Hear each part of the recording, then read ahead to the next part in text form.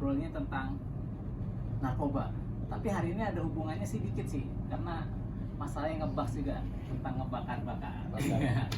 Cuma yang dibakar beda. Hari ini gue ada di satu lokasi yang ini kayak berasanya kayak di Eropa ya? Kayak lagi di Eropa.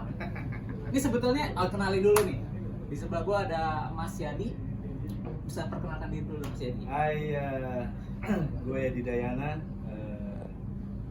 Gue pencinta cerutu dan juga sigar entusias lah. Kita mau sharing-sharing tentang cerutu nih. Kita kedatangan The Bodos. The Bodos ya. The Bodos. Agak-agak The Bodos. Pokoknya yang pintar nggak boleh nonton. Yang ngerasa pintar Yang ngerasa pintar kan ya. sekarang soalnya netizen tuh banyak yang ngerasa pintar. Padahal sebetulnya kurang pengetahuan. Kalau orang masih bodoh kan pingin belajar terus. Belajar terus ya, jangan berhenti ya. Jangan Ya udah, berhenti. berarti hari ini kita belajar tentang cerutu dan Sigar. cerutu dan berarti ada narkobanya dikit tadi. Oh iya. Bukannya? Ngebaks. Ngebaks. Cuman yang dibakar bukan gele, Bukan gele. tapi sigar. Karena mungkin 15 tahun yang lalu nih biasanya bukan nyimeng terus intisari, siang-siang bolong, sampai nyegot, ya kan, makannya somai. Nah, hari ini gue berasanya kayak lagi di Eropa ya kan. Thank you udah datang. Panggil siapa? Bang Ua ya? Mas Ua. Masuk aja. Mas Ua. Mas Ua sama Mas Yadi. Hari ini kita mau membicarakan Kita bilang dulu ya pengalaman kita gimana gitu di boleh, sini. boleh. Jadi pokoknya saya sudah lumayan cukup lama di industri ini, sekitar 24 tahun ya. 24 tahun ya? Dari tahun 1997 itu mulai pertama mengenal cerutu, dan sampai sekarang itu pun masih terus belajar, ya kan? Karena saya bodoh, ya kan? Berarti saya boleh dong nonton channel ini dong. Boleh ya kan? diklik. Iya, boleh diklik. Subscribe udah. Langsung. Oh udah ya. Udah.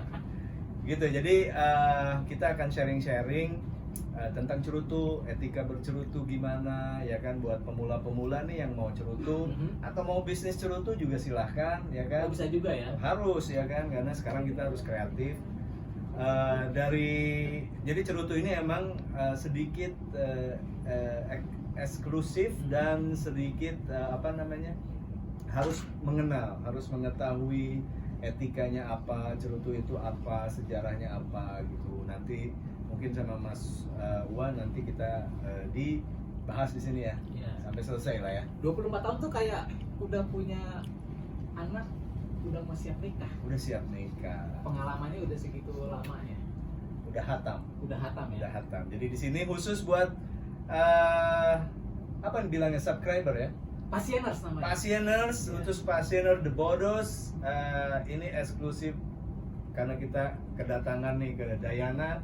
Nama tempat kita Dayana EST 1997, a cigar store. Cigar store. Gitu. Tapi cigar store sebetulnya di Indonesia seperti apa sih ininya? Industrinya gitu. Oke, jadi sebenarnya kalau kita bicara industri sigar di Indonesia mungkin baru sekitar 5-10 tahun ini yang sudah rame-ramenya nih. Jadi yang lagi rame-ramenya. Pabriknya juga meningkat dan smokernya sekarang juga lumayan cukup meningkat. Jadi cukup banyak, emang signifikan.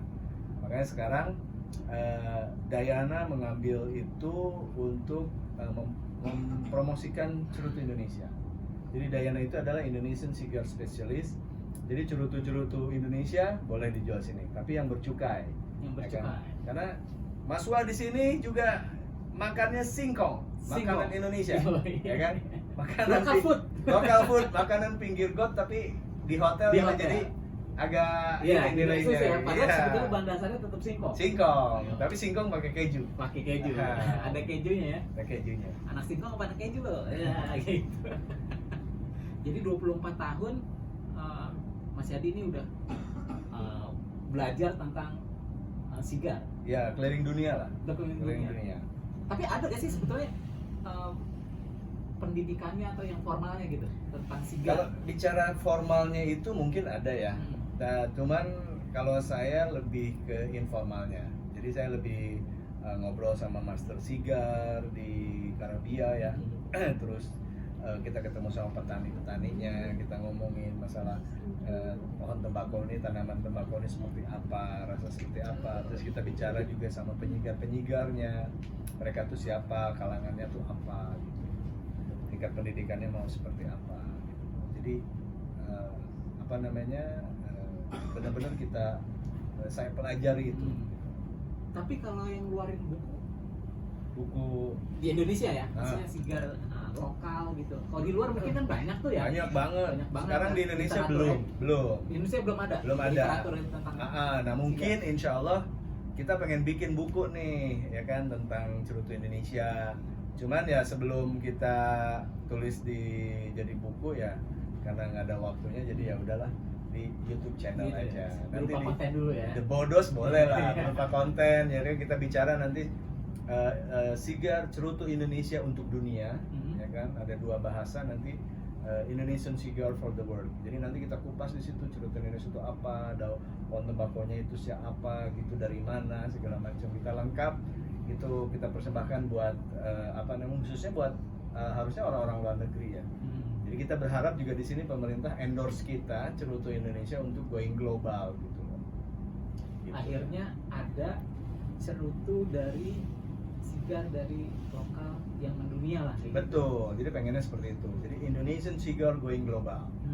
Gitu. Itu harus apa? Nah itu harus pemerintah ikutan endorse dong, gitu kan. Jadi dia kita terkenal, nggak cuman kita udah punya kopi-kopi bagus, batik, ya sekarang cerutunya lah angkat lah. Karena marketnya emang bagus di dunia ini. Dan Indonesia siap dengan semua itu, dengan raw materialnya, tembakonya kita paling banyak di dunia, gitu kan. Terus jenis-jenis tanamannya mau ditanam dimanapun bisa jadi di Indonesia. Itu dari mana sih? Kalau bahan mentahnya kalau dari Indonesia sampai jadi cerut pohon tembakau itu nama latinnya itu Nicotiana tabacco.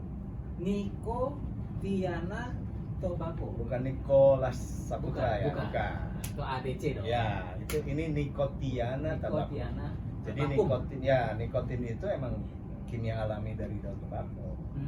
Nah, setelah itu kita masuk nih sejarah cerutu nih ya. Iya, kita coba sejarah pohon tembakau lah ya. Hikayat pohon tembakau. Bahasanya berat. Soalnya ada bukunya yang satu lagi hikayat pohon. Hikayat pohon. Ini hikayat. Ya, kita halalan toiban. Iya. Kan? Nah, by the way, balik lagi ke tahun 1492. 1492 itu Christopher Columbus itu menemukan benua Amerika. Yang dia pikir itu adalah negara Cina, padahal itu benua Amerika. Khususnya di Amerika Latin, ya kan? Kenapa disebut Latin? Karena itu kebanyakan jajahan dari Spanyol, jadi Latino. Ya kan? Nah, orang biasa lebih cenderung menyebut Karabia. Nah, di Karabia itu tahun 1492 mereka ketemu sama suku bahasa Inggrisnya sih native people itu apa? Suku aslinya, suku Indian atau suku Maya. Nah, kita melihat